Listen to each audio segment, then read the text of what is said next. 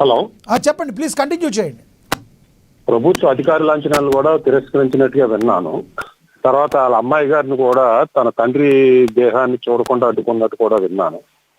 అయితే ముందుగా నీతికి నిజాయితీకి పట్టుదలకి మారుపేరైన ముద్రగడ పద్మనాభం గారి యొక్క ఇది మరణాన్ని చాలా దిగ్భ్రాంతిని కలగజేసిందండి. అలాగే వారి ఆత్మకి శాంతి కలగాలని కోరుకుంటున్నాము. వాళ్ళ కుటుంబానికి మన ప్రగాఢ సంతాపాన్ని కూడా తెలియజేసుకుంటున్నామండి. అయితే ముద్రగడ పద్మనాభం గారు ఎటువంటి జీవితాన్ని గడిపారు, ఎంత నిజాయితీగా పనిచేశారు, ఎటువంటి ఉద్యమాలు చేశారు, ఆయన తన జాతికి కానీ రాష్ట్రానికి కానీ చేసిన సేవలేంటి అని చర్చించుకోవాల్సిన సమయంలో ముద్రగడ పద్మనాభం గారు కుటుంబంలో వాళ్ళ అమ్మాయిని అడ్డుకున్నారో, ఆయన ప్రభుత్వ అధికార లాంఛనాన్ని తిరస్కరించారని చర్చించుకోవాల్సిన పరిస్థితి వచ్చినందుకు చాలా విచారిస్తున్నామండి. మరి వాళ్ళకి పద్మనాభం గారితో తన పంతాలు పట్టింపులు పోతాయని అనుకున్నాము.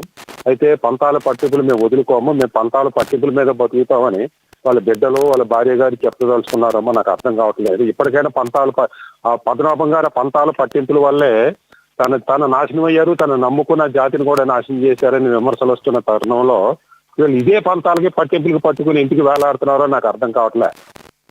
1989 ఆ ప్రాంతంలోనే 94 ప్రాంతంలో ఎదుగుతాడు ముఖ్యమంత్రి క్యాండిడేట్ అక్షర సత్యం గారు. మీరు చెప్పింది గారు చంద్రబాబు నాయుడు గారు వాళ్ళకంటే కూడా ఒక సీనియర్ అయ్యి ఉండి పదవులు అనిపించడంలో ముఖ్యమంత్రి అవుతాడన్న తరుణంలో ఆయన ఎదగకుండా ఒక అవసాన దశలో తన కులాన్ని మార్చుకుని స్టేజ్ రావడానికి కారణం ఇదే పంతాలు, ఇదే పట్టింపులు అండి.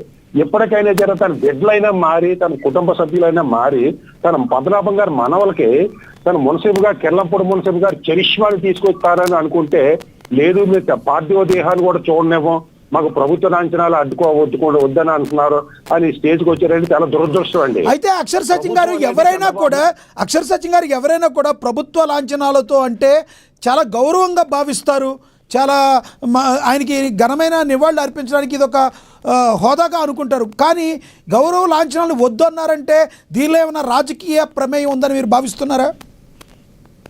సార్, రాజకీయ ప్రమేయం ఉంటే వైసీపీకి ఉండాలి. ముద్రగడ పద్మనాభం గారి కుటుంబానికి ఏంటంటే వాళ్ళు అర్థం చేసుకోవాలి కదా. ఇప్పుడు ఇదే పద్మనాభంగా ఇదే వైసీపీ పార్టీ కాపులకు రిజర్వేషన్ ఇవ్వనుంది. ఇదే జగన్మోహన్ రెడ్డి గారు పద్మనాభం గారిని అరెస్ట్ చేసినప్పుడు నేను రిజర్వేషన్ సమర్థిస్తున్నాను అందే. కిర్లంపూడి వచ్చిందని నేను ఇవ్వనన్నాడు. మరి మీరు చేసింది ఏంటి? మీరు రాజశేఖర రెడ్డి గారు పద్మనాభం గారికి ఏం చేశారు కూడా చంద్రబాబు నాయుడు గారు చేయలేదు కాబట్టి తిరస్కరిద్దారు అనుకుందాం. మరి రాజశేఖర రెడ్డి గారు ఏం చేశారండి? ఇప్పుడు అందరికీ ఎమ్మెల్సీలు ఇచ్చారు, పద్మనాభం గారికి ఏమైనా ఎమ్మెల్సీలు ఇచ్చారా? పద్మనాభం గారి కుటుంబానికి ఏమైనా గుర్తించారా? లేదు పద్మనాభం గారు అబ్బాయికి లేదు 1924 మధ్యలో పద్మనాభం గారికి కానీ ఎమ్మెల్యే సీట్ ఇచ్చారా? మంత్రి ఏమన్నా ఇచ్చారా? మరి ఇవ్వలేదు కదా. చేయడం ఇద్దరిని సమానంగా చూడాలి కదా. దురదృష్టం అండి. రాజకీయాలు పద్మనాభం గారు ఆత్మకు శాంతి కలగాలి, పద్మనాభం గారు చేసిన సేవలు కొనియాడాల్సిన సమయంలో మళ్ళీ రాజకీయాలు మాట్లాడే పరిస్థితిని కుటుంబ సభ్యులు తీసుకొస్తున్నారా, లేకపోతే వైసీపీ పార్టీ తీసుకొస్తుందా? ఇప్పుడు వైసీపీ పార్టీ వాళ్ళు తోచేస్తుంటే కుటుంబ సభ్యులు తీసుకురావాలి కదా. ఇప్పుడు మీరు మాట్లాడుకోకండి, సుట్టారకాలు చేసుకోకండి, అమ్మాయిని బయట పెట్టండి. కానీ తన తండ్రి దేహాన్ని చూసి అక్క అమ్ముకుంది కదండి, వద్దంటానికి మీరెవరో తప్పు కదా. అంటే అక్కడ ఉన్నవాళ్ళు ఆయన అనుచరులు ఆయన గతంలో అనేక వీడియోలు చేశారు, నేను చచ్చిపోయాక నా బాడీ కూడా చూడడానికి క్రాంతి రాకూడదని ఆయన కోపంలో మాట్లాడారన్న మాటల్ని కొంతమంది గుర్తు చేస్తున్నారు. కానీ ఈ రోజున కేవలం వైసీపీ వాళ్ళు అని చెప్పి మీరు టీడీపీ ఆరోపిస్తుంది. మీరు టీడీపీ మాట్లాడిన మాటలను వాస్తవం ఉందంటారా మీరు? సార్, టీడీపీని పక్కన పెడదాం సార్ కొంచెంసేపు. టీడీపీ ఎలా ఉంటది రేపు పోతుంది, కూటమి ప్రభుత్వం ఎలా ఉంటది రేపు పోతుంది, వైసీపీ ఎలా ఉంటది రేపు పోతుంది. కానీ ఆ తండ్రి కూతురు, ఆ కూతురు అన్న, కూతురు తల్లి బంధాలనే శాశ్వతం అయ్యి. కిర్లంపూడి మున్సిపు గారి కుటుంబం, వీర్రాఘవరావు గారి కుటుంబం అంటే సామాన్యమైన కుటుంబం కాదు కదా. ఇప్పుడు ఇలా వైసీపీ అయితే జగన్మోహన్ రెడ్డి గారి కుటుంబం చూడండి, అయినా తల్లిని బయటికి గెంటేసాడు అని ఆరోపణలు, అయినా చెల్లిని వదిలేశాడు. కానీ నిన్న తండ్రి గారి యొక్క వర్ధంతికో జయంతికో కానీ అందరూ కలుసుకున్నారుగా, ముద్దులు పెట్టుకున్నారుగా. ఆమెను చూసన్నా నేర్చుకోండి. మీరు వైసీపీ పార్టీ అధినేత కుటుంబాన్ని చూసి నేర్చుకోండి. షర్మిల గారు అబ్బాయి పెళ్లికి ఇతను వెళ్ళాడుగా, జగన్మోహన్ రెడ్డి వెళ్ళాడుగా, అలే మెడబెట్టి గెంటేయలేదుగా, కార్యక్రమాలు చేసుకుంటున్నారుగా. మీరు అలా చేసుకోవచ్చు కదా. మీకేమొచ్చింది? మీ కుటుంబానికి ఎటువంటి కుటుంబం నుంచి వచ్చారు, ఎలా ప్రవర్తిస్తున్నారో? ఈ రాజకీయాలు శాశ్వతమా? ఈ వైసీపీ శాశ్వతమా? ఈ టీడీపీ శాశ్వతమా? అయినా ప్రభుత్వం చంద్రబాబు నాయుడు గారు కాదండి, గత ప్రభుత్వం చంద్రబాబు నాయుడు గారు టీడీపీ దగ్గర అయ్యి ఉండొచ్చు. ఇలా టీడీపీ ఉంది, జనసేన ఉంది, బీజేపీ ఉంది, కూటమి ప్రభుత్వం ప్రజల ప్రభుత్వం అండి. ప్రజల నిర్ణయాలు గౌరవించాలి, ప్రజలు గౌరవిస్తున్నామంటున్నారు. అధికార లాంఛనాలతో మరణ అంత్యక్రియలు జరపాలని దాన్ని గౌరవించాలి కానీ ప్రజల నిర్ణయాన్ని గౌరవించకుండా మీరు తిరస్కరించి ఒంటెద్దు పోకడిగా వెళ్ళడం మంచిది కాదండి. ప్రధాన కారణం ఎవరంటారు సార్? ప్రధాన కారణం కుటుంబ సభ్యులే కారణం అంటారా? అంటే వాళ్ళ అబ్బాయి కూడా ఒక పార్టీలో ఉన్నప్పటికీ కూడా పార్టీకి ఆపాదించడం ఎంతవరకు కరెక్ట్? అసలు వీళ్ళు తోసిపుచ్చడానికి ప్రధాన కారణం ఏమై ఉంటుంది అనుకుంటున్నారు మీరు? అది ఆవేశాలండి, ఆవేశాలు, పంతాలు, పట్టింపులు. అది మంచిది కాదని చెప్పే వ్యక్తులు కావాలి, చెప్పలేకపోతున్నారు. ఆ విషయాలు పక్కన పెడితే అసలు పద్మనాభం గారు చేసే మంచితనాన్ని చెప్పుకుందాం సార్. ఆయన నీతికి, నిజాయితీకి, పట్టుదలకి పేరెన్నుకున్న వ్యక్తి సార్. పంచాయతీ బోర్డు ప్రెసిడెంట్ చేస్తే కోట్లు సంపాదిస్తున్నారు ఈ రోజున. ఎప్పుడో 83లోనే మంత్రి చేసిన వ్యక్తి, 4 సార్లు ఎమ్మెల్యేగా నెగ్గిన వ్యక్తి. ఇది రవాణా శాఖ, ఇది ఆబ్కారీ శాఖ, తర్వాత మున్సిపాలిటీ శాఖ, కీలకమైన శాఖల్లో పనిచేసి కూడా, మంత్రిగా పనిచేసి కూడా ₹1 కూడా సంపాదించలేదండి.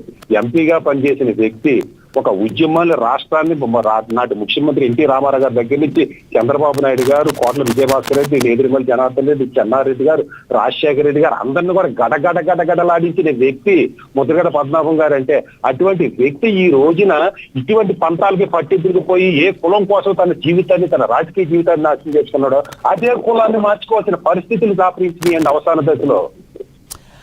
విచారకరమైన వ్యక్తి అండి, చాలా విచారకరమైన పరిస్థితులు ఇవి.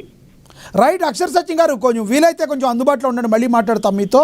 మనతోటి వైసీపీ అధికార ప్రతినిధి ఎల్ఎం మోహన్ రెడ్డి గారు ఉన్నారు, ఆయనతో మాట్లాడదాం. మోహన్ రెడ్డి గారు నమస్తే సార్. మోహన్ రెడ్డి గారు వినిపిస్తుందండి? యా నమస్తే సార్, వినబడుతుంది. నమస్తే. మీకు విజయ్ కిరణ్ గారికి, అక్షర సత్యం గారికి, కృష్ణవేణి గారికి, చూస్తున్న వీక్షకులకు అందరికీ పేరు పేరున హృదయపూర్వకంగా నమస్కారం అండి.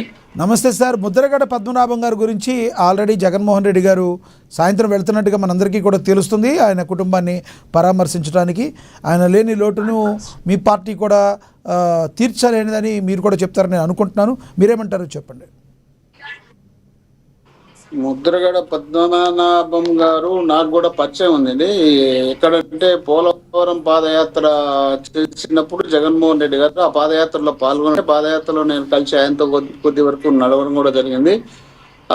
తర్వాత ఆయన గురించి నేను మామూలుగా నేను చిన్నప్పుడు రాజకీయాలు చేస్తున్నప్పుడు నుండి కోట్ల విజయభాస్కర్ రెడ్డి గారు ముఖ్యమంత్రిగా ఉన్నప్పుడు, ఈయన అంటే రామారావు గారు మంత్రిగా ఉన్నప్పుడు మంత్రిగా ఈయన పనిచేయడము అది ఒక ఎత్తు అయితే, మళ్ళీ తర్వాత కోట్ల రెడ్డి గారు ముఖ్యమంత్రిగా ఉన్నప్పుడు ఈయన చేసినటువంటి ఆందోళన కార్యక్రమం, ఈయన చేసినటువంటి ఉద్యమం, అది కాపుల కోసం చేసినటువంటి ఆ ఉద్యమం చరిత్రలో మరిచిపోలేనటువంటి ఉద్యమం అది. ఆ తర్వాత అప్పుడు వాళ్ళు కోట్ల విజయభాస్కర్ రెడ్డి గారు ఒక అడుగు తగ్గి కాపులను బీసీలోకి చేర్చుతామనే ఆలోచన వచ్చిన సందర్భం ఉంది. కాకపోతే అది కేంద్రం చేతిలో ఉంటుంది కాబట్టి ఈయన చేయలేని పరిస్థితిలో ఎలక్షన్ వచ్చింది, అయిపోయింది. ఆ తర్వాత అధికారంలోకి వచ్చింది. అధికారంలో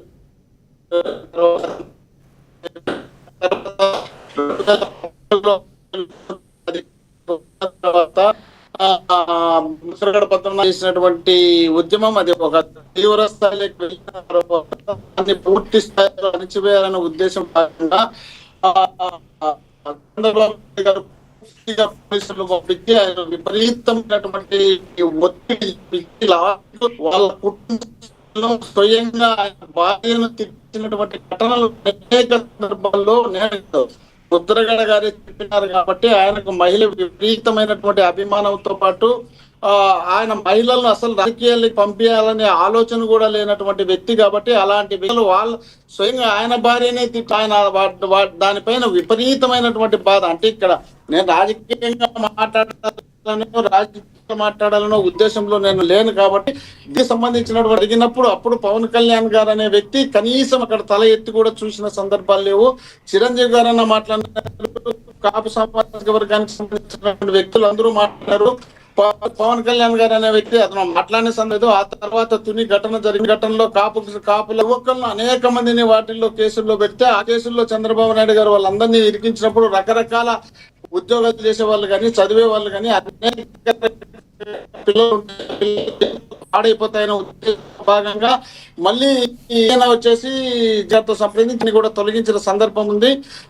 అలాంటి ఉద్యమం చేసినటువంటి నాయకుడు ముద్రగడ పద్మనాభం గారు చాలా నిజాయితీ పరుడు, చాలా నిక్కచ్చిగా ఉన్నటువంటి వ్యక్తి, ముక్కసూటి మంచి.